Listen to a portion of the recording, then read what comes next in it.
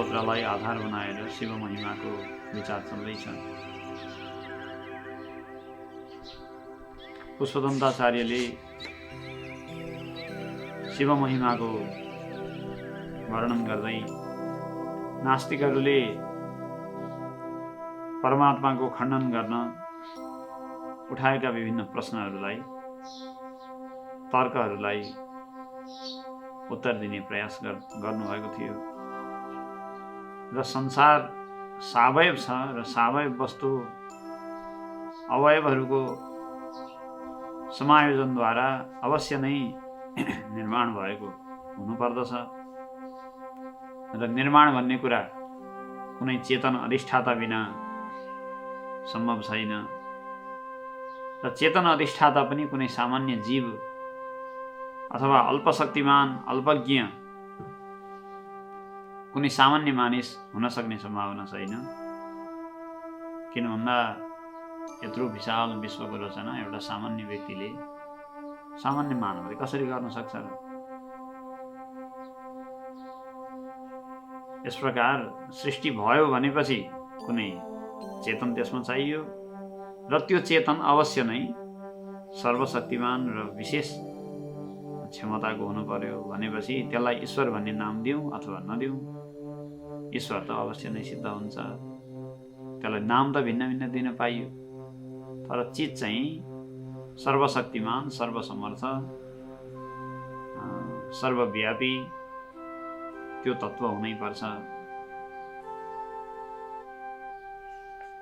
एक कुरा अघिल्लो प्रसङ्गमा भएको थियो। अब 7औं श्लोकमा पुष्पदन्ताचार्य आफ्नो उपासनाको विशेष दृष्टिकोण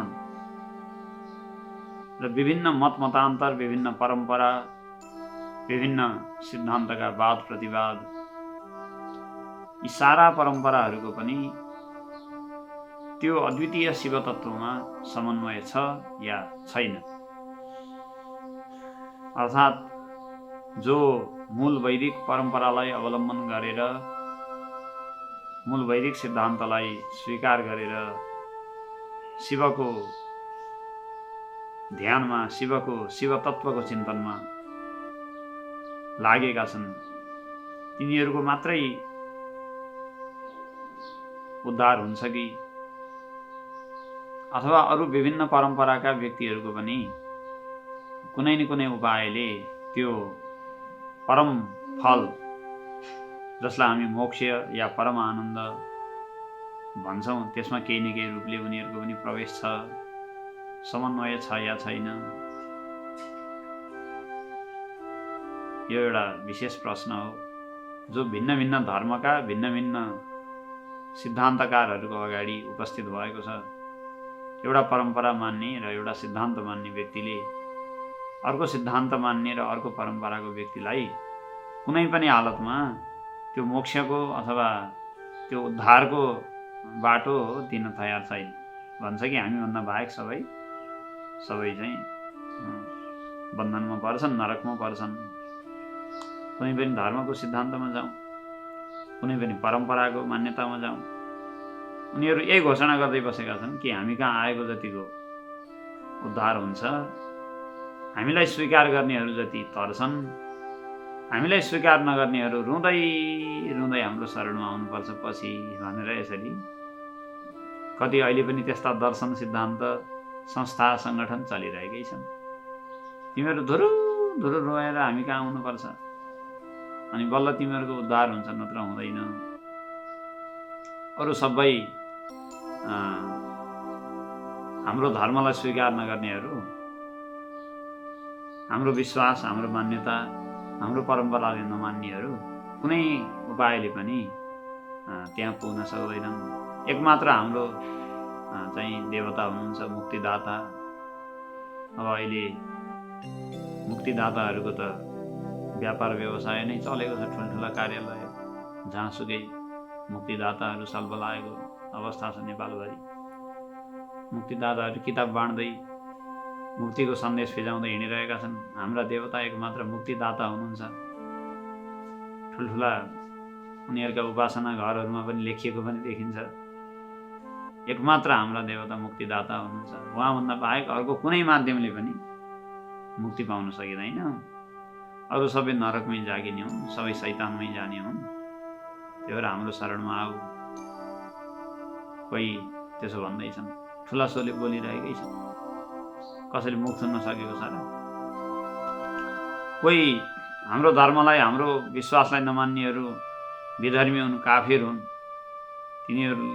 तिनीहरू काम छैनन् भनेर चाहिँ घोषणा गरेर चलिरहेकै छन्।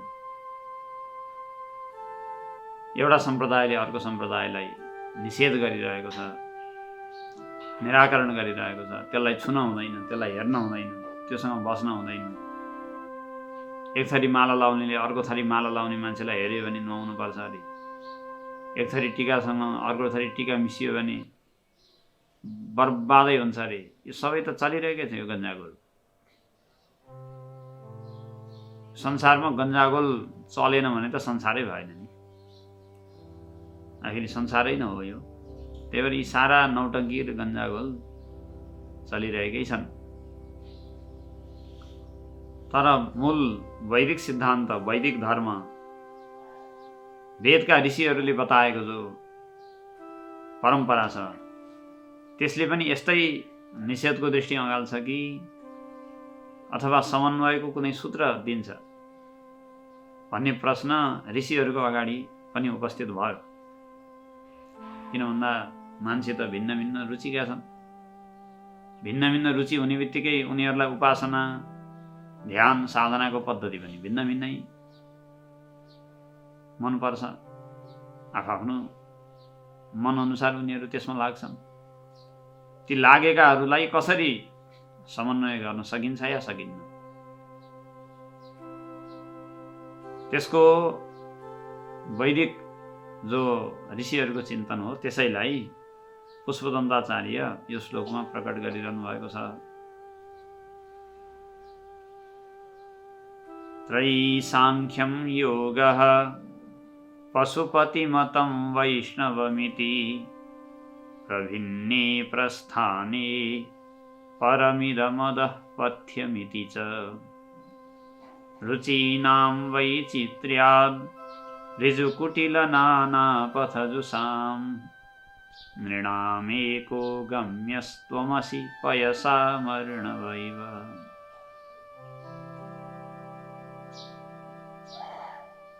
उच्चारण गर्दा हुन्छ श्लोक हेरेर।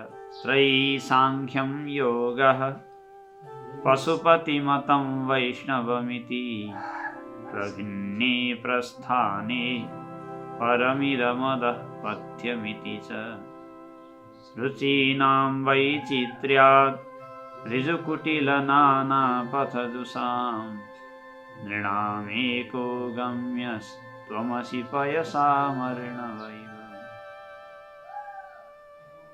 रुचीनाम वैचित्र्यात्, सनातन धर्मको जो उपासना सिद्धान्त छ यो वास्तवमा व्यक्तिहरूको मनोविज्ञानमा आधारित छ भन्न पाइन्छ, भन्न मिल्छ। हुन त मनोविज्ञान भन्ने शब्द आधुनिक शब्द होला, तर त्यसको अर्थ भने प्राचीन कालदेखि नै ऋषिहरूलाई थाहा थियो र उनीहरूले व्यवस्था पनि उपासनाको त्यही अनुसार गरेका थिए। एउटै देवता, एउटै पद्धति, एउटै परम्परा, एउटै नियम र एउटै सिद्धान्त बनाइदिएको भए के हुन्थ्यो भन्दा एउटा दुईटा फाइदा त हुन्थ्यो कि सङ्गठन तगडा बन्थ्यो। कहीँ हुलबाजी गर्न जानु पर्यो भने पनि एउटै सिद्धान्त, एउटै परम्परा मान्ने मान्छे भएपछि ड्याम्म 1000-20,000 जन जम्मा हुनु केही पनि गाह्रो थिएन।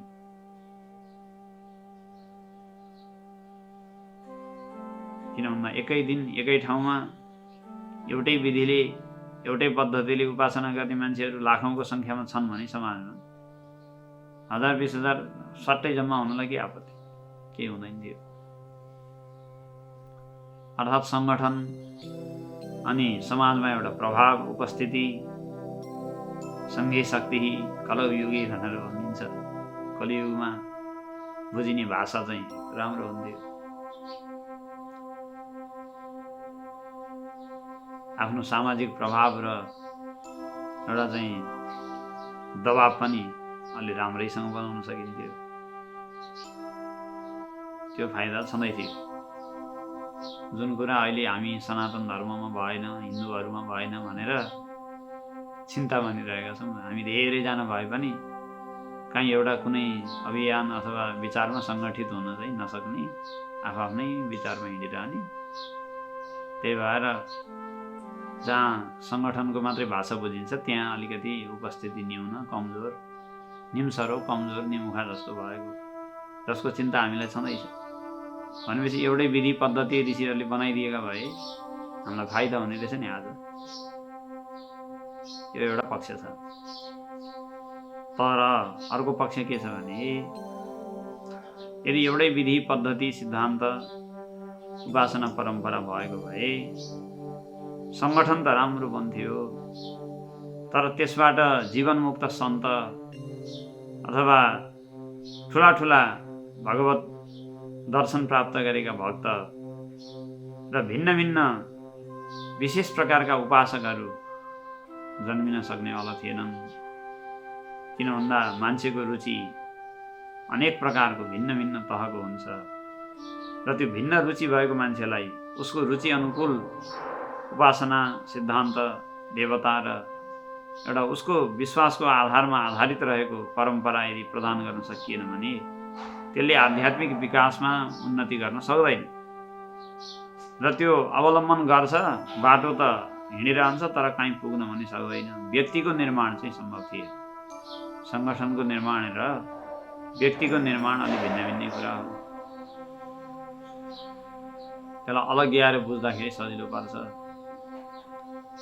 र व्यक्तिको जो निर्माण गर्ने कुरा हो, तत्त्वज्ञानी महापुरुषहरूको निर्माण गर्ने कुरा हो, भक्तहरूको विशेष भगवत भक्तहरूको चैतन्य महाप्रभु, रामकृष्ण परमहंस जस्ता भक्त, शङ्कराचार्य जस्ता तत्त्वज्ञानी महापुरुष र चैतन्य महाप्रभु जस्ता भगवानका भक्तहरू चाहिँ जन्मिन सम्भव थिएन। किन भन्दा शङ्कराचार्यलाई ज्ञान योग मनपर्ने, चैतन्य महाप्रभुलाई भक्ति योग मनपर्ने, त्यो दुईटालाई खिचपिच गरेर एउटै विधि बनाएको भए न शङ्कराचार्यको जीवनधारा ज्ञान योगमा खुलेर प्रकट हुन सक्थ्यो, न भक्तिको धारामा चैतन्य महाप्रभु खुलेर प्रकट हुने सम्भावना थियो। जुन व्यक्तिमा जुन क्षमता छ, जुन उसमा जन्म जन्मान्तरदेखिको संस्कार छ, र भक्तिमा पनि एउटै भक्ति मात्रै भनेर कहाँ हुन्छ र? कुन देवताको कुन स्वरूपलाई कसरी मान्ने उसको पूर्व धारणा, पूर्व संस्कार, पूर्व जन्मदेखिको अभ्यास भनेको छ। उसलाई त्यो देवताको पनि त्यही स्वरूपको भक्तिले र त्यही सम्बन्धी उपासना पद्धतिले सिद्धि दिन सक्छ चाँडै। किन भन्दा उसको त्यसमा केही न केही भने पनि गति भइसकेको छ। हचुवामा कुनै एउटा बाटोको पछि लाग्दैमा पुग्दैन भनेको होइन, पुगिन्छ। गर्दै गएपछि त जुनसुकै बाटोबाट पुगिन्छ।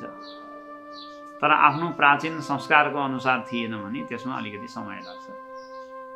त्यो असम्भव भन्न खोजेको त होइन।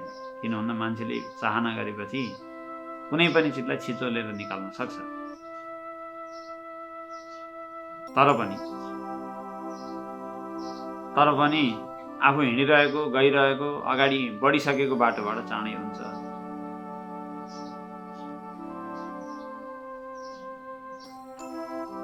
त्यही भएर भिन्न भिन्न परम्परा र पद्धतिहरू आचार्यहरूले दिनुभएको छ।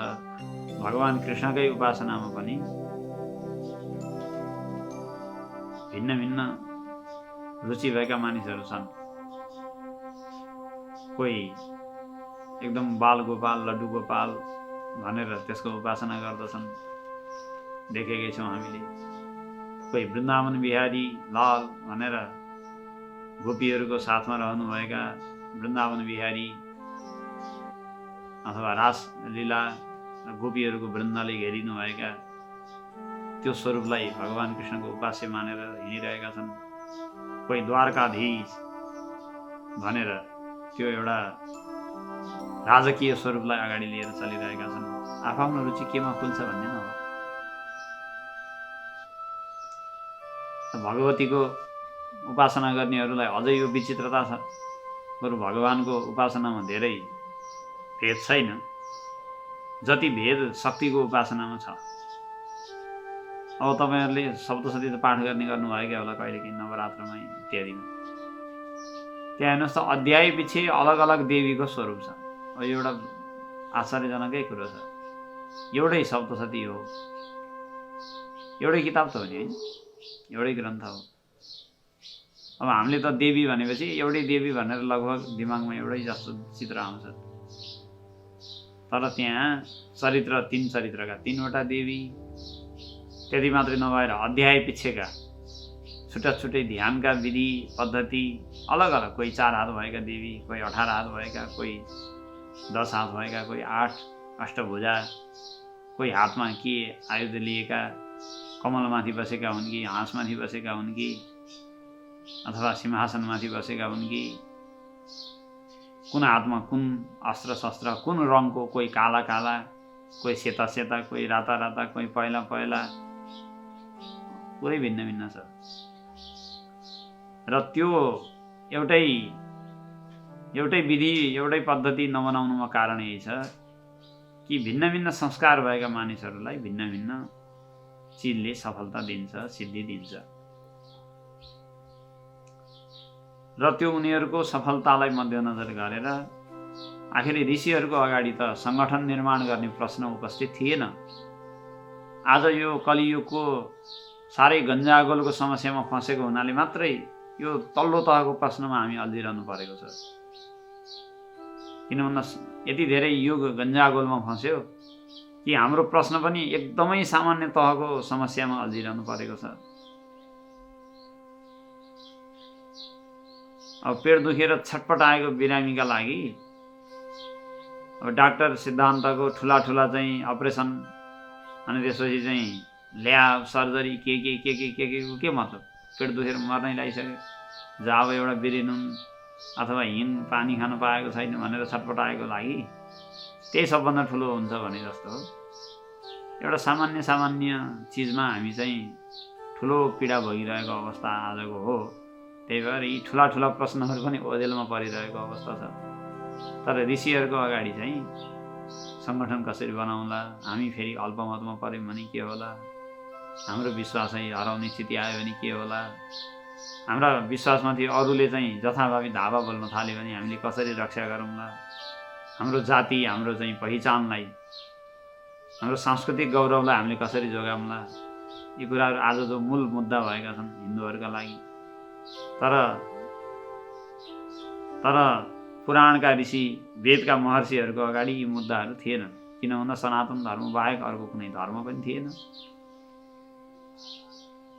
उनीहरूको ज्ञान परम्पराको अगाडि अर्को कुनै ज्ञान परम्परा पनि थिएन।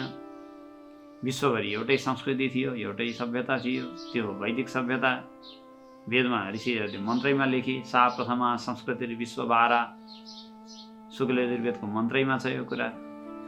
सा प्रथमा संस्कृति विश्वबारा अरे, विश्वबारा भनेको विश्वभरि नै वार पार व्याप्त भएको प्रथमा संस्कृति, पहिलो संस्कृति हो यो पूर्वीय संस्कृति अथवा वैदिक संस्कृति, विश्वभरि पहिलो संस्कृति हो। वेदमै उल्लेख भएको कुरा रह्यो। उनीहरूको अगाडि त आफ्नो पहिचान, आफ्नो एउटा चाहिँ सांस्कृतिक गौरवको त प्रश्नै थिएन। किन भन्दा अर्को कुनै दोस्रो त विरोधी छँदै थिएन। त्यो बेलामा पनि यो प्रश्न चाहिँ अवश्य थियो कि व्यक्तिलाई कसरी असल व्यक्ति बनाउने र मानवताभित्रैबाट कसरी त्यो दिव्यतालाई अथवा त्यो परमात्मा रूपतालाई, ईश्वरीयतालाई प्रकट गर्ने, मान्छेको स्वरूपभित्रै कसरी त्यो पूर्ण ब्रह्म तत्त्वलाई प्रकट गर्ने, त्यो मुख्य चिन्तन थियो। र आज पनि अन्तिम मुद्दा त आखिर त्यही नै हो। सबै धर्म, सबै परम्परा, सबै सङ्गठन जे लागे पनि अन्तिममा यही जन्ममा यही सन्दर्भमा नै मुक्तिको अनुभव कसरी गर्ने, त्यो चिजलाई लिएर हाम्रो सनातन धर्मको व्यवस्था बनेको हो। व्यक्ति निर्माण हुनु पर्यो, व्यक्तिको उन्नति हुनु पर्यो, आध्यात्मिक उसले दिनदिनै प्रगति गर्दै जानु पर्यो। बिस्तारै उसको मनभित्रबाट कल्मसहरू धोइन पर्यो। पखालिन पर्यो, राग र द्वेष कम हुँदै जानु पर्यो, अनि साधनाहरू उसभित्रका दैवी सम्पत्तिहरू बढ्दै जानु पर्यो। र त्यो क्रममा उसलाई यदि उसको पूर्व संस्कार अनुसारको साधना पद्धति भयो भने त्यसमा छिटो छिटो प्रगति गर्न सक्छ, भएन भने अल्झिन्छ बिचरा।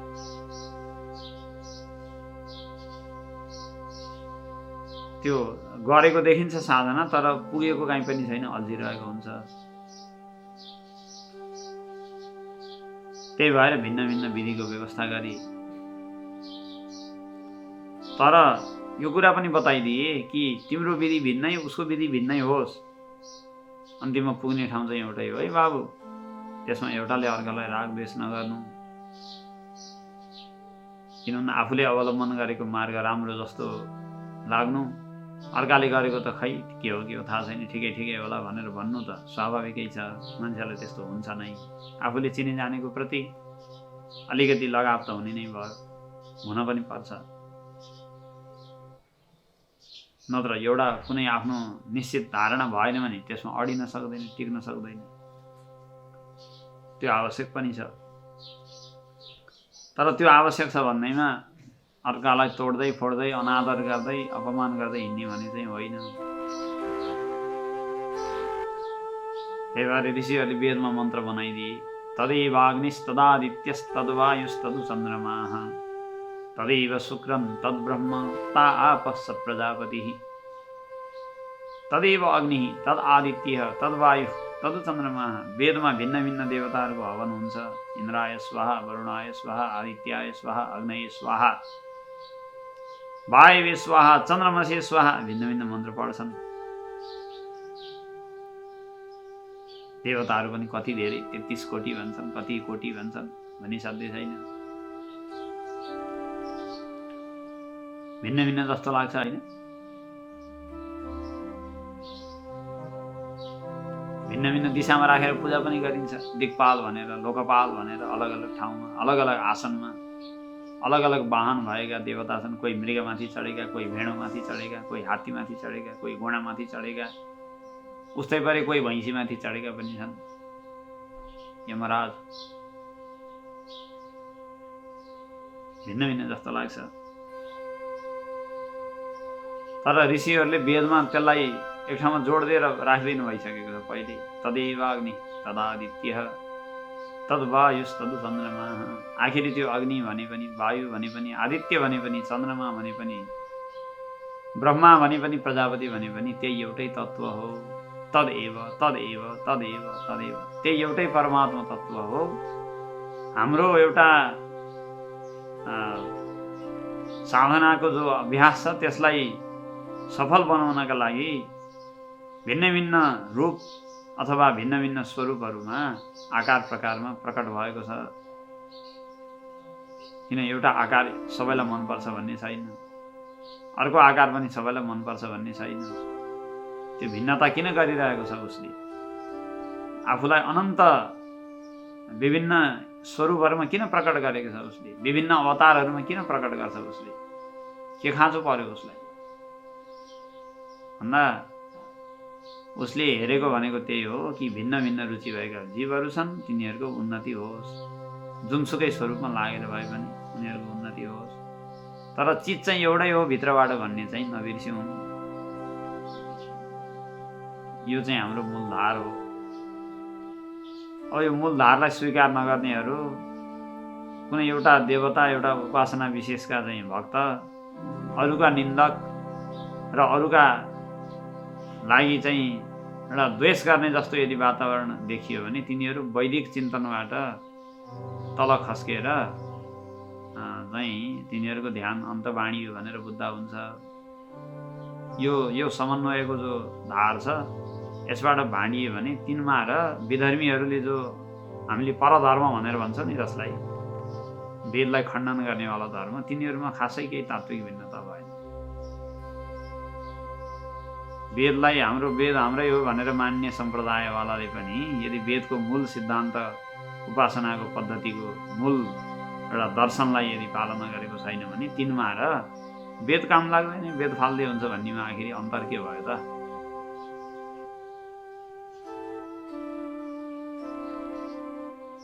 बाबुआमालाई पाल्न झ्याउ लागेर वृद्धाश्रममा फालिदिने र घरमा राखेको नाममा मात्रै थुनेर राखिरहने, सेवा नगर्ने छोरामा आखिर भिन्नता के भयो त? उही देख्दाखेरि एउटाले घरमा बाबुआमा कहाँ हुनुहुन्छ भन्दा घरमै हुनुहुन्छ भन्यो, त्यति मात्रै हो भने बस। अनि घरमा हुनुको मतलब के हो भन्दा सेवा गर्नु हो, सिधा कुरा। सेवा गर्नु, दुःख सुख सोध्नु, भोजन भयो भएन, कहीँ पेट दुखेको छ, टाउको दुखेको छ, के छ, गएर गफ गर्नु, कुरा गर्नु, उसको अगाडि गएर खेल्नु, मन बहलाउनु, यही त हो सेवा गर्नुको अर्थ। त्यो फुट्टी भाङ केही पनि नगर्ने, अनि त्यसपछि घरमै हुनुहुन्छ भनेको भन्ने, नाम मात्रै घरमा हुनुहुन्छ भनेर लिने। अर्को चाहिँ काम छैन यिनीहरू फाल्दिनु लगेर वृद्धाश्रममा भन्नेमा आखिर फरक केही छैन। त्यस्तै वेद चाहिँदैन फाल्दै हुन्छ भन्नेमा र वेद त मेरै हो भनेर भन्ने तर वेदको मर्यादालाई पालन नगर्ने भनेको उस्तै उस्तै हो, केही फरक छैन। तात्विक केही पनि फरक छैन खासै।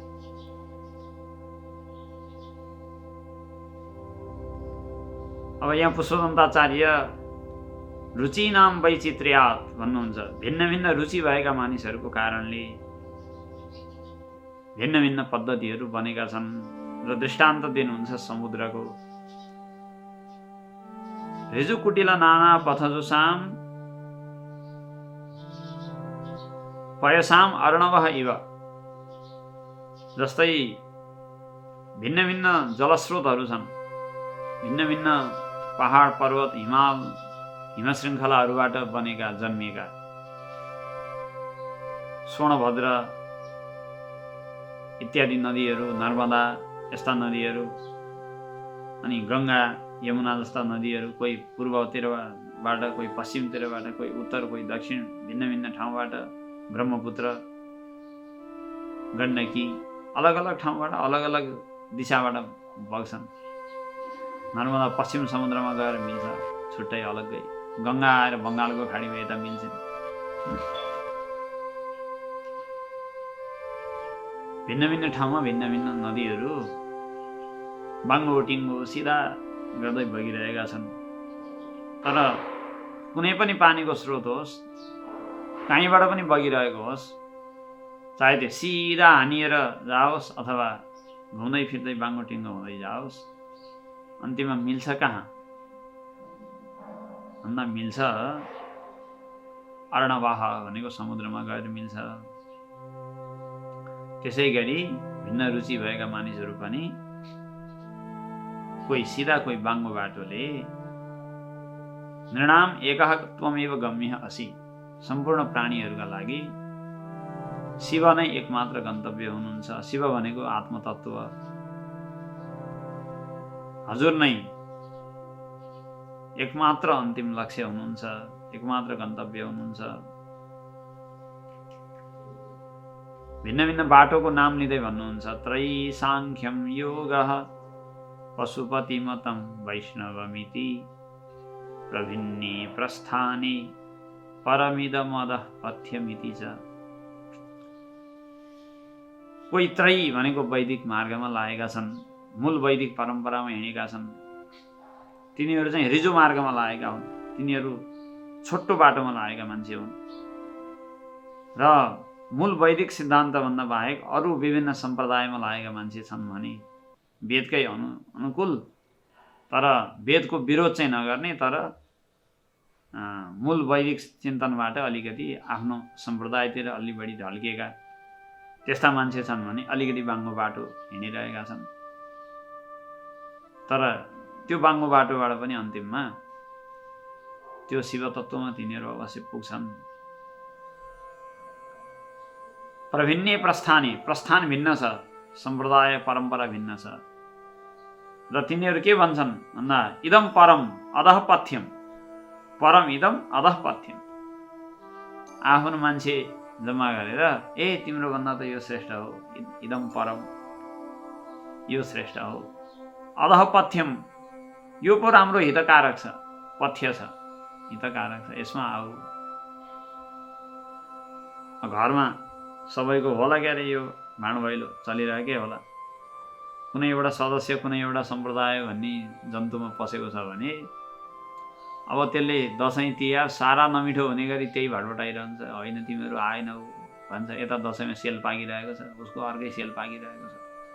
कसरी दुईजना मैले यसबाट उचालेर चुडाएर मेरो सम्प्रदायमा लाने होला भनेर ऊ त्यही कराइरहन्छ। सम्प्रदायमा लागेको मान्छेको आग्रह पनि एउटा विचित्रै प्रकारको हुन्छ। उसलाई त्यो निद्रा चाहिँ केही आउँदैन त्यहाँ नलैन्जेलसम्म। तिमीहरू जम्मै धोका पाउँछौ, तिमीहरू सारा दुःख पाउँछौ भन्छ, कराउँछ। यस्तो चाहिँ मन बिजाउने गरी भन्छ। अब पहिलाको त्यो आफ्नै मान्छे हो भन्न पनि बिर्सेर गाली गरौँ जस्तो लाग्ने गरी भन्छ। त्यसले के गर्ने हो, आफ्नै दिदी बहिनी भान्जा भिनाजु भनेर भनियो। घरमा आउँदाखेरि स्वागत गर्नै पर्यो, आएपछि त्यही कुरा बडबडाउन थाल्यो कि तिमीहरू खतम। उसलाई त्यो आफ्नो कुनै सम्प्रदायमा लागेको चिज यति धेरै भिजेको छ, सबैलाई त्यहीँ ल्याउन चाहन्छ। ताना ता परमिदम अधःपथ्यम, यो श्रेष्ठ छ भन्छ, तिमीलाई यो हितकारक छ भन्छ। लगभग एक प्रकारको वाकयुद्ध नै त्यहाँ चल्छ।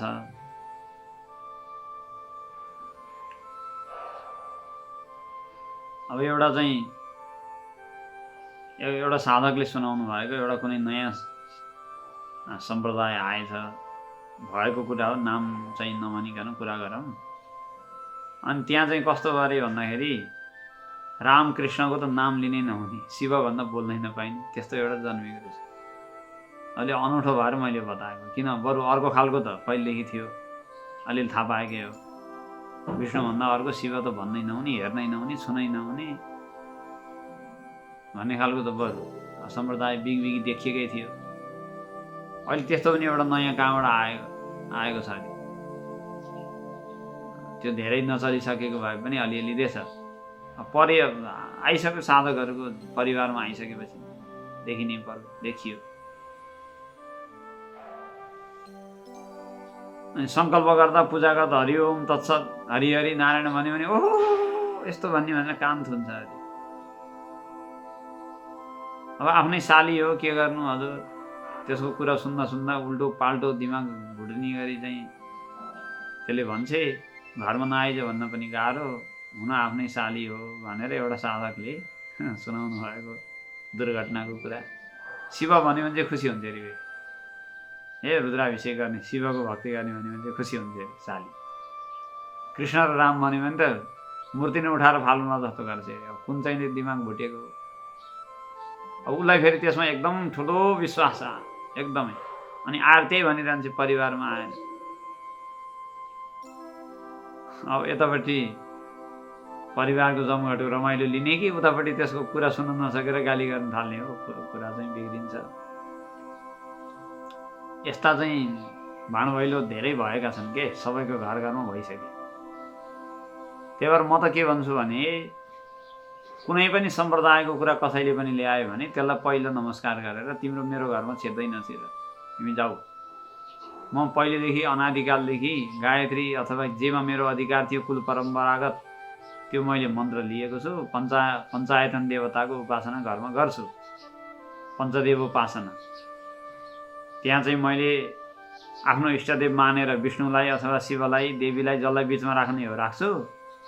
अनि अरू देवता 5वटा देवता जो भगवत्पाद शङ्कराचार्यले पुनः प्रतिष्ठा गर्नुभएको उपासना छ पद्धति, जो वैदिक ऋषिहरूको चिन्तनसँग मेल खान्छ।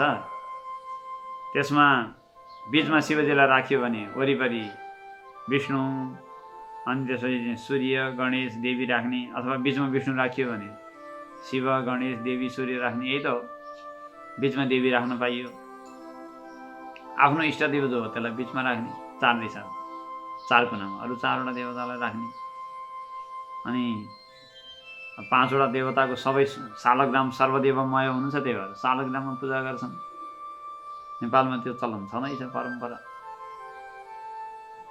त्यो पञ्चदेव उपासनाको परम्परालाई खण्डन गर्न आउने जति सबैलाई वैदिक मार्गबाट विचलित भएको भनेर बुझ्दा हुन्छ। प्रमाणपत्र त्यति भएको केही छैन। पञ्चदेव उपासनाको जो मूल हाम्रो परम्परागत कुलधर्मबाट प्राप्त कुलाचारबाट प्राप्त भएको जो हाम्रो पद्धति छ, त्यो पद्धतिलाई होइन यसो नगर योभन्दा राम्रो यो हो भनेर कसैले भन्छ भने त्यो सम्प्रदायको थपडी बजाएको मान्छे हो। त्यसलाई हामीले झापु थपडी बजाएर घरबाट निकाल्दै हुन्छ, केही फरक पर्दैन। त्यो चाहे जुनसुकै देवताको नाम र मूर्ति नै लिएर आएको भए पनि त्यसको देवता हाम्रो देवता हुँदै होइन। अब अलिकति नभनेर गाली नगरेर हो मातिएका मान्छेहरू। वास्तवमा दुराग्रहीहरूले उपासना गर्ने विष्णु हाम्रो विष्णु हो? होइन। तिनलाई हामीले मिथ्यामा विष्णु भक्त भनेर ठानिरहेका छौँ। ती विष्णु भक्त होइनन्। ती त विष्णु भक्तिको नाममा द्वेष फैलाएर हाम्रो धर्मलाई खण्डन गर्ने विखण्डनकारी हुन्। अथवा कोही दुराग्रहीले उपासना गर्ने शिव छ, शिवको मूर्ति लिएर चलिरहेको छ, शिवको स्वरूप दुराग्रही, हाम्रो पञ्चदेव उपासनाको मर्यादालाई खल्ब ल्याउन खोज्ने, रामकृष्ण भन्दाखेरि कान थन्न पर्ने, हरि विष्णु शिव चाहिँ भन्नै नपाइने, त्यस्तो खालको कोही विष्णु भक्त छ भने, के अरे शिव भक्त छ भने त्यसले उपासना गर्ने शिव हाम्रो शिव हो त? भन्न होइन। त्यसको अर्कै थोकको दिमागको शिव हो, त्यो हाम्रो वैदिक शिव होइन। त्यही भएर त्यो भ्रम पर्न आवश्यक छैन कि यो त शिव भक्तै होला। के को शिव भक्त हो? शिव भक्त हुने भनेको त हाम्रो वैदिक शास्त्रमा शिवको जे स्वरूप बताएको छ त्यसलाई मान्ने न हो। त्यसको दिमागको शिवलाई मानेर शिव भक्त भइन्छ। हाम्रो वैदिक शास्त्रले विष्णुको स्वरूप जे बताएको छ त्यसलाई मान्ने न विष्णु भक्त हो। त्यसले आफूलाई विष्णु भक्त भन्दैमा विष्णु भक्त हुन्छ? वैदिक मर्यादालाई पालन नगर्ने अनि देवताको नाम लिएको भरमा मान्छेलाई झाँसा दिएर आफ्नो बाटोमा ल्याउने।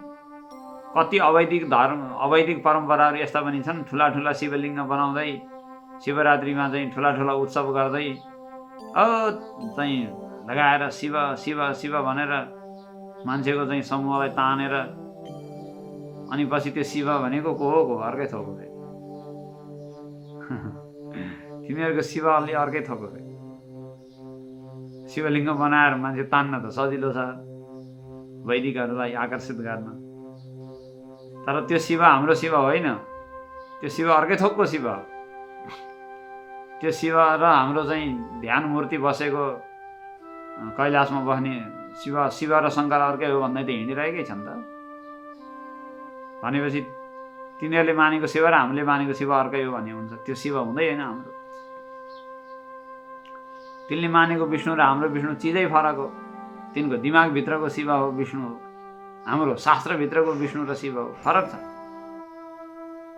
र सनातन धर्ममा यो कचिङ्गल चाहिँ तत्त देवताको नाममा एउटा डम्फु बजाएर सुरु भएको छ, जसमा वेदव्यासले जाने भन्दा बढी जान्ने मान्छे भए तिनीहरू। 18 पुराण लेख्ने वेदव्यासले सारा देवतालाई मान्दथे। आफ्नो एउटा इष्टदेवलाई केन्द्रमा राखेर अरू सारा देवी देवताका स्वरूपलाई ती इष्ट देवताका नै भिन्न भिन्न अभिव्यक्ति र स्वरूपहरू भन्ने ठानेर सबैलाई नमस्कार गर्दथे, प्रणाम गर्दथे। वेदव्यासका छोरा सुखदेव भए ती पनि त्यस्तै गर्दथे। सारा आचार्यहरूले त्यही गरेर आए। अब अहिलेका अचार जस्ता चाहिँ आचार्यको अगाडि यी अचारको के चाहिँ लेखाजोखा छ? सिन्की गुन्द्रुक हालेको अचार जस्तो कुहिएको विचार लिएर आएर अनि हाम्रो आचार्यको परम्परामाथि हनन गर्ने अधिकार कहाँ छ? तर बजाइरहेका छन्, यो कुरा भनिरहेका छन्। यिनबाट सावधान हुने हो, सावधान हुने। अनि कुरा चुप लाएर सुनेर बस्न चाहिँ हुन्न। तिम्रो वैदिक सिद्धान्त होइन रहेछ, जाऊ भनिदिनुपर्छ। र देवताको स्वरूपलाई मूर्ति अगाडि राखेको भरमा वैदिक भइँदैन, यो निश्चित कुरा बुझ्दा हुन्छ। हामीलाई यो भ्रम छ, हामीलाई पनि यो भ्रम छ। होइन, यसले त विष्णुको मूर्ति अगाडि राखेको छ, यो वैदिक होला।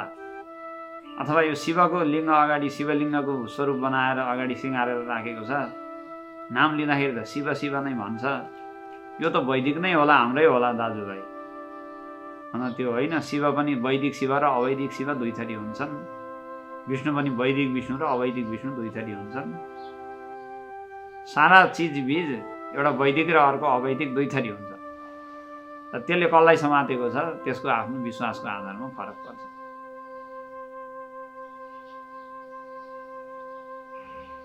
र यो होइन कि त्यसले आफ्नो कुनै एउटा तान्त्रिक परम्परा या चाहिँ वेदभन्दा अलि अर्को खालको कुनै परम्परा स्वीकार गरेर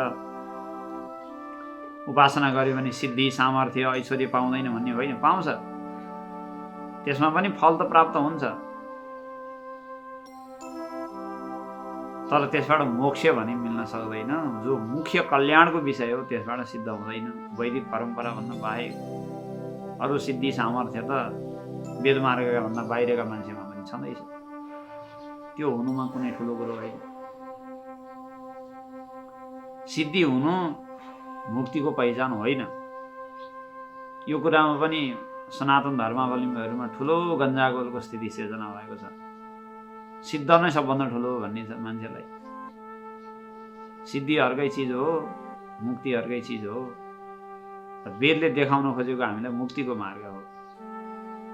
सिद्धि त मनको एकाग्रताबाट आउने मनको एउटा विशेष शक्ति हो। त्यो जुनसुकै मार्गको मान्छेलाई पनि आउन सक्छ। पहिला पहिला असुरहरू पनि सिद्ध थिए।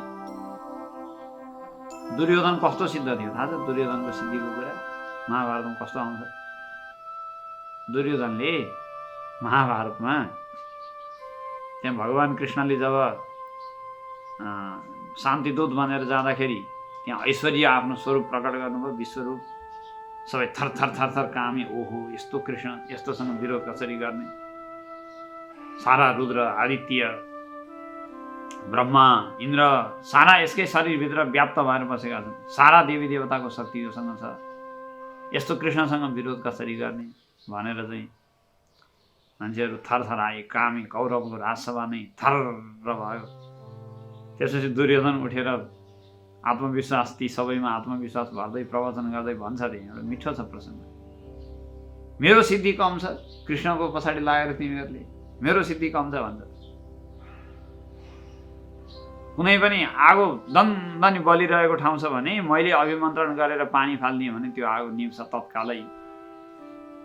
मैले अभिमन्त्रण गरिदिएँ भने त्यो नदीमाथि रथहरू दौडिन सक्छन्, मान्छे हिँड्न सक्छन्, नदी स्तम्भित हुन्छ, समुद्र स्तम्भित हुन्छ।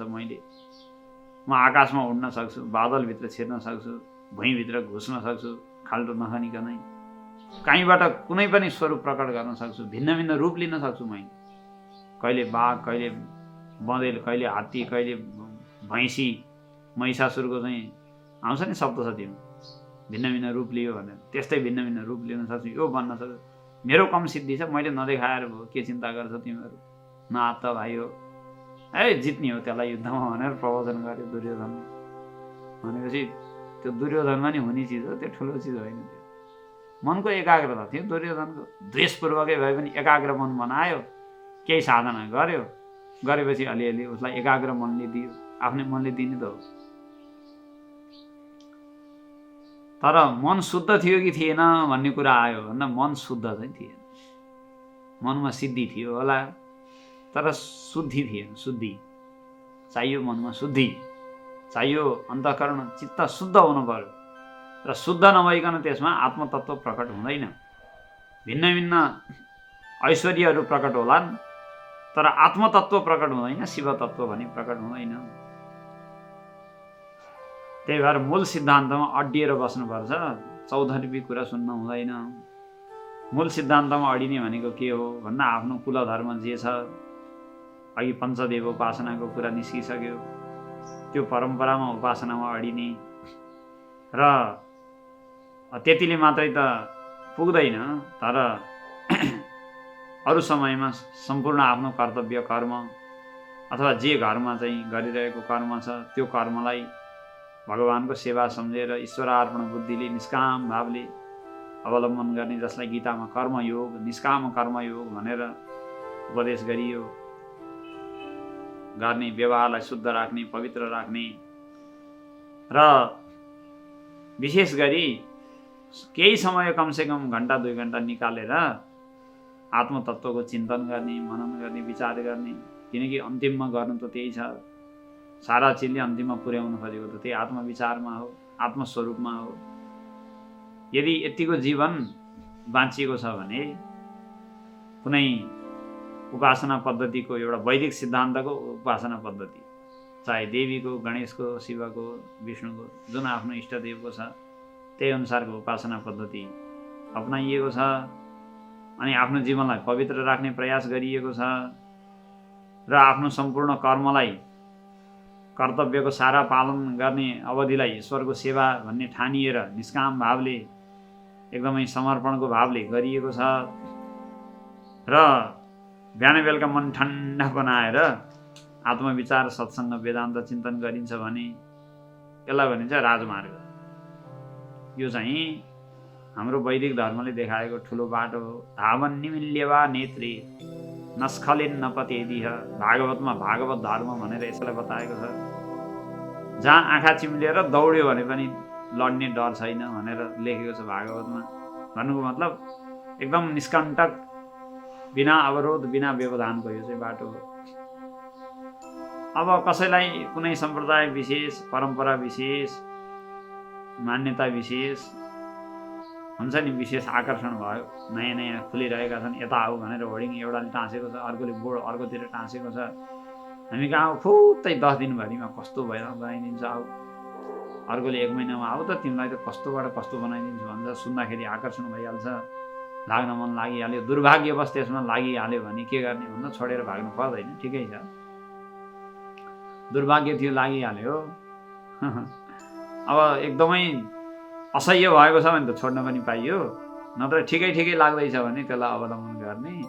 तर भित्र वैदिक चिन्तनको जो चाहिँ सर्वात्म रूपता छ भनेको विभिन्न उपासना, विभिन्न परम्परा पद्धतिभित्र पनि त्यही एउटै परमात्मा तत्त्वको भिन्न भिन्न नामले पुकारा गरिन्छ भन्ने भावलाई चाहिँ मर्न नदिएर अनि आफ्नो चाहिँ सिद्धान्तमा लागिरहने हो भने पनि घुमाउरो पाराले भए पनि त्यो अन्तिममा वैदिक मार्गमा पुग्छ अथवा त्यही चिजमा पुग्छ।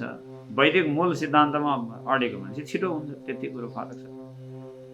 त्रयी साङ्ख्यम योगः पशुपतिमतं वैष्णवमिति प्रभिन्ने प्रस्थाने परमिदमदः पथ्यमिति छ। त्रयी भनेको मूल वैदिक मार्ग, जसमा वर्ण धर्म र आश्रम धर्मको पालना गर्ने र सम्पूर्ण वर्ण धर्म, आश्रम धर्मको सम्पूर्ण कर्तव्यलाई परमात्माको आज्ञा र सेवा सम्झिने, भाँडा माझेकोदेखि लिएर, रोटी पकाएकोदेखि लिएर, अफिसमा झाडु बढारू गरेकोदेखि लिएर, अथवा कुनै हाकिम भएर कुर्सीमा बसेर आफ्ना सेवक कर्मचारी, आफ्ना मातहतका कर्मचारीलाई तिमीहरूले गरेको भएन, तिमीहरूलाई निकालिदिन्छु भनेर निर्देशन दिएको, रिसाएको बेलादेखि लिएर जुनसुकै समयमा कसैलाई दण्ड दिँदा या पुरस्कार दिँदा, कुनै पनि काम गर्दा आफूले जे दायित्व निर्वाह गरिएको छ त्यो दायित्व मैले गरेको शिवको सेवा हो भन्ने सम्झिने। भित्रबाट सम्झिन पाइयो नि त, बाहिरबाट मजासँग गाली गर्न नि पाइयो, तिमीहरूलाई म निकालिदिन्छु यहाँबाट। अब उसको आसनमा बसेर त त्यो भन्नै पर्यो, त्यो भनेन भने कसरी चल्छ र? तर उसले त्यो भन्नु नै के हो भन्दाखेरि यदि द्वेष बुद्धिले प्रेरित भएर भनेको छैन भने, उसले त्यो दायित्वको दृष्टिले भनिरहेको छ भने त्यही शिवको सेवा हो भन्नु पऱ्यो नि, त्यही शिवको सेवा हो। उसले भित्रबाट ठान्न पर्यो, नठानिकन गऱ्यो भने द्वेष हावी हुनसक्छ। अनि त्यो ठानेर मात्रै बस्यो, कर्तव्य गरेन भने फेरि अकर्मण्य हुनसक्छ। त्यही भएर भित्रबाट शिवको सेवा भन्ने ठान्न पनि पर्यो, बाहिरबाट चाहिँ कर्तव्यको जे कठोरता हो त्यो पनि टन्नै लिन पर्यो। एउटा चाहिँ व्यवहारको सन्तुलन पनि मिलाउने, मानसिक सन्तुलन पनि मिलाउने गरेर बस्यो भने, अनि वेदान्त विचार चिन्तन मनन गर्यो भने, अतिथि सेवा गर्यो भने, बस गृहस्थ आश्रमको अतिथि सेवाको मुख्यता छ। त्यो गर्दाखेरि वैदिक मार्गमा लाग्यो। अब यो चाहिँ 2 दिनमा 4 दिनमा हुन्छ भनेको चाहिँ होइन नि। फेरि वैदिक मार्ग छिटो त हो, छिटो भन्दैमा अरूले भने जस्तो 4 दिनमा फ्याटे हुन्छ त यसले भन्दैन। अरू 10 दिने चाहिँ शिविर चलाएर मोक्ष दिनेहरू चाहिँ 10 जन्ममा पनि दिँदैनन्, यो निश्चित कुरा हो। किन भन्दा मन भाँटिएर फेरि चाहिँ ठोकर लागेर रुँदै फर्केर आउनुपर्छ, गाह्रो छ नि। फेरि अहिले पो सजिलो जस्तो लाग्छ, पछि त उल्का गाह्रो बनाउँछ त्यसले। तर यो बाटोमा चाहिँ फर्केर कहीँ छोडेर जानु पर्दैन, बिस्तारै हिँड्दै गएपछि पुग्छ। त्यही छिटो बाटो भनेको त्रयी। अब अर्को मूल वैदिक चिन्तन नभए पनि वेदसँग विरोध नगरेर ठिक्क मान्छेलाई बिस्तारै कल्याणको मार्गमा लगाउने अरू चिन्तनहरूलाई यहाँ अलग राखियो। त्रयीभन्दा भिन्न साङ्ख्यम योगः पशुपतिमतम वैष्णवम, मुख्य चारवटालाई राखियो। साङ्ख्य भनेको साङ्ख्यशास्त्र छँदैछ, थाहा छँदैछ। साङ्ख्यले पनि विवेकको कुरा गर्छ, वैराग्यको कुरा गर्छ, सानो कुरा गर्दैन। साङ्ख्यले पूर्णतया शरीरबाट अलग्याउने, शरीर भावबाट छुटाएर साक्षी भावमा लाने कुरा गर्छ साङ्ख्य। प्रकृतिका सारा गुणहरूबाट नटाँसिएर अलग्ग रहेर आफ्नो साक्षी भावमा स्वरूपमा बसिरहनुपर्छ, अडिनुपर्छ भन्छ। सानो चाहिँ साङ्ख्यको सिद्धान्त होइन। उही अद्वितीय आत्मा भनेर सर्वत्र एउटै आत्मा छ भनेर नमानेको मात्रै हो। अलग अलग आत्मा छ भनेर भनिदिएको हुनाले अलिकति अप्ठ्यारो भएको हो। नत्र विवेक वैराग्यको कुरामा साङ्ख्य कमी छैन। साङ्ख्य मात्रै के, विवेक वैराग्यको कुरामा जैनहरू बौद्धहरू कम छन्। कति धेरै साधना हुन्छ बौद्धहरूको, लामाहरूको अहिले पनि चलिरहेको छ।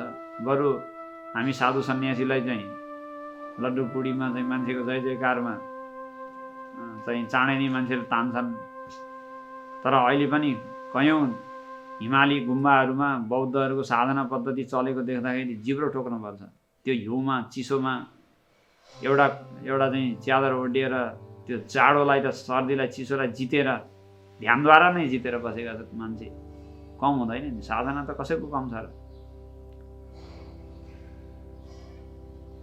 अब मूल सिद्धान्तमा अलिकति विचलन भएको हुनाले अद्वितीय आत्मतत्त्व, सर्वव्यापी, सर्वस्वरूप, सर्वात्मक, ढुङ्गामा बसे पनि त्यही आफू आत्मा, पानीमा हुँदा पनि त्यही, माटोमा अथवा चाहिँ रुख बिरुवा पातमा जहाँ तहीँ त्यही एउटै व्याप्त छ भनेर एउटा व्याप्तिको, एउटा सर्वव्यापताको दृष्टिकोणलाई नमानेको हुनाले तिनको साधनामा अलिकति न्यूनता रहन्छ।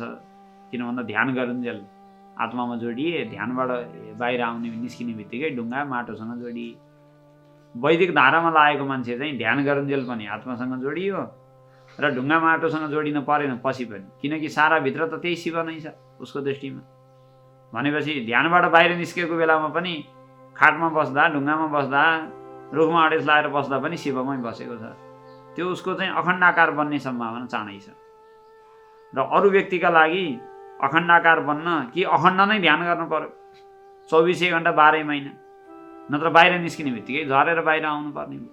यति कारणले गर्दा, यति विश्वासको फरकले गर्दा, सर्वात्मकता अथवा अद्वितीयताको एउटा आस्थाले गर्दा वैदिक सधैँ ईश्वरसँग परमात्मासँग टाँसिने सम्भावना छ र अवैदिकहरू छैन। यति फरक हो। अरू त तिम्रो मूर्ति मेरो मूर्ति, तिम्रो मन्त्र मेरो मन्त्र, तिम्रो माला मेरो माला, फरक भयो के फरक पर्छ। त्रयी साङ्ख्यम योगः, साङ्ख्य सिद्धान्त भयो। योग पनि त्यस्तै। अब योगको कमी छ। योग भनेको कम कुरा हो त? योग कमी छैन। आफ्नो मर्यादामा ठुलो चाहिँ समाधिसम्मको कुरो गर्छ। प्रत्याहार, धारणा, ध्यान, समाधि। मान्छेलाई आसन नै बस्न गाह्रो छ। पहिलो आसनबाट सुरु हुन्छ नि साधनाको अभ्यास। यम नियमपछि आसन। आसन नै मान्छेलाई बस्न गाह्रो। 2.5 घण्टा नहल्लिकन बस्न सक्नु पर्यो, त्यसलाई भनिन्छ आसन। मान्छेलाई अहिले आसन भनेको उँधो मुन्टो लाएर बस्ने, एकछिन 2 मिनट, अर्को फेरि अर्कोतिर जिउ बङ्ग्याएर अर्कोतिर बस्ने, त्यसलाई आसन मानेर बसेका छन्। त्यो चाहिँ आसनलाई व्यायामको रूपमा प्रयोग गरेको कुरा हो। हुन त आसन हो, तर आसनलाई शरीरको व्यायामको रूपमा प्रयोग गरियो। तर जुन योग सूत्रमा आसन भनेर चर्चा गरिएको छ त्यो भनेको चाहिँ एउटा स्थितिमा 2.5 घण्टासम्म कम्तीमा पनि बस्न सक्नु, स्थिर भएर सुखपूर्वक, स्थिर सुखम आसन। त्यो भयो भने आसन बल्ल भयो त्यसको। नत्र त्यो आसनलाई व्यायामको रूपमा प्रयोग गरेको भयो। त्यो पनि गाह्रो छ, सजिलो छैन। अर्को छ पशुपति मतम, पाशुपतहरूको सिद्धान्त छ। शैवहरूको सिद्धान्त। शैवहरूको सिद्धान्त जगजगी भएको बेलामा भगवान् शङ्कराचार्यले ती शिव हाम्रा शिव होइनन् भन्दै खण्डन गर्नु परेको अवस्था थियो। अब अहिले शङ्कराचार्यले खण्डन गरिदिएको अवस्था पछि हामी छौँ। त्यही भएर शैवहरूको सम्प्रदाय धेरै चलेको छैन लोक। र शङ्कराचार्यले खण्डन गरेर एकचोटि निमिट्यान्न पारिदिएको हुनाले त्यो अवैदिक चिन्तनवाला जो शिव भक्तिको सम्प्रदाय थियो त्यो अहिले चाहिँ लगभग छैन जस्तोमा छ। तिनका ठाउँ विशेष मठ मन्दिर अझै काहीँ न काहीँ बाँकी होलान्, त्यहीँ 2-4वटा उपासनाको चाहिँ चलेका होलान् गुरु परम्परा। तर अहिले जनमानसमा भिजिने गरी त्यस्ता खालका चाहिँ शिवभक्तका सम्प्रदायहरू छैनन्। शङ्कराचार्यले निमिट्यान्न पारिदिनु भयो। पशुपति मतम भनेको शैव सिद्धान्त, जसले शिवभन्दा बाहेक अर्को देवता मान्न पर्दैन। मूर्ति छ भने फुटालिदिएर फाल्दै हुन्छ, मन्दिर छ भने पनि त्यसलाई भत्काइदिए हुन्छ भन्थ्यो। त्यस्तो खालको शिवभक्ति थियो, नभएको होइन। शिवलिङ्ग लगाएर धारण गरेर हिँड्ने, घाँटीमा शिवलिङ्ग लगाउने, रुद्राक्षको माला टन्न लगाउने, रुद्राक्ष लगाएको भन्दा अर्को मान्छे आयो भने छोयो नुहाउनु पर्ने, त्यस्तो यता पनि थियो। त्रिपुण्ड लगाएको रुद्राक्ष लगायो भन्दा अर्कोवाला परम्पराको कुनै मान्छे आयो भने त्यसलाई देखेपछि नुहाउनुपर्छ भन्थे। तिनीहरू पनि त्यस्ता जागा। तर शङ्कराचार्यले तिनलाई खण्डन गरेर वैदिक धर्मको मर्यादामा ल्याएर पञ्चदेवोपासनामा ल्याएर राख्नुभएको हो। त्यसपछि तिनीहरू काबुमा परे, अहिले खासै छैन। एउटा पशुपति मतम भयो। अर्को छ वैष्णवम। वैष्णव सिद्धान्त छ, अहिले एकदम प्रसिद्ध छ यो वैष्णव सिद्धान्त। भगवत्पाद शङ्कराचार्यको आविर्भाव भइसकेपछि लगभग 200 वर्षपछि रामानुजाचार्यको श्री वैष्णव, त्यसको 200 वर्षपछि फेरि विभिन्न अरू 3-4 थरी आचार्यहरूको वैष्णव धारा परम्परा एकदमै व्याप्त भएर बसिरहेको छ, जनमानसमा व्याप्त छ, सबैले अपनाइरहेका पनि छन्। अब यसमा पनि हाम्रो भन्दा अर्कोलाई छोयो भने नुहाउनुपर्छ, हेर्नुहुन्न भन्ने खालको त छ। तर त्यसलाई मूल वैदिकमा निमटेर ल्याउने चाहिँ कोही दरिलो आचार्य बिचमा देखा पर्नु भएन, अहिलेसम्म चलिरहेकै छ। अब योभन्दा धेरै मैले बोल्न हुन्छ जस्तो लाग्दैन, किन भन्दा मान्छे धेरै छन् होइन, धेरैको विरोध किन गर्ने। तर कुरा सत्य हो। पशुपति मतम वैष्णवमिति त्रयीभन्दा भिन्नमा राखियो। वेदको जो मूल मार्ग हो त्योभन्दा अलिकति आफ्नो सम्प्रदायको पद्धति लिएर चलेका र अलिकति बाङ्गो बाटोमा हिँडेका, मूल बाटोलाई नअप्नाएर समन्वयको मूल सिद्धान्त अद्वितीय आत्मतत्त्वको मूल मार्गलाई नछोएर आफ्नो उपासनाको आफ्नो विचारको रङ त्यसमा मिसाएर अनि चिन्तन गरेर बसेका अलिकति बाङ्गो प्रकारको। तर तिनीहरू पनि दुर्गतिमा अगतिमा चाहिँ पर्दैनन् है। तिनीहरू पनि अन्तिममा घुमिफिरी त्यही अद्वितीय शिव तत्त्वमा आएर जोडिन्छन्। त्रयी साङ्ख्यम योग पशुपति मतम वैष्णवमिति प्रभिन्ने प्रस्थाने परमिदमदः पथ्यमिति च। कसैले आफ्नो राम्रो कसैले अर्काको राम्रो भनेर तानातान गर्छन्, तर यी अन्तिममा रिजुकुटिला नाना पथजुसाम बाङ्गो टिङ्गो सिधा भिन्न भिन्न मार्गले हिँड्ने नदीहरू अन्तिममा समुद्रमा पुगे जस्तो एउटै अद्वितीय शिव तत्त्वमा नै पुग्छन्।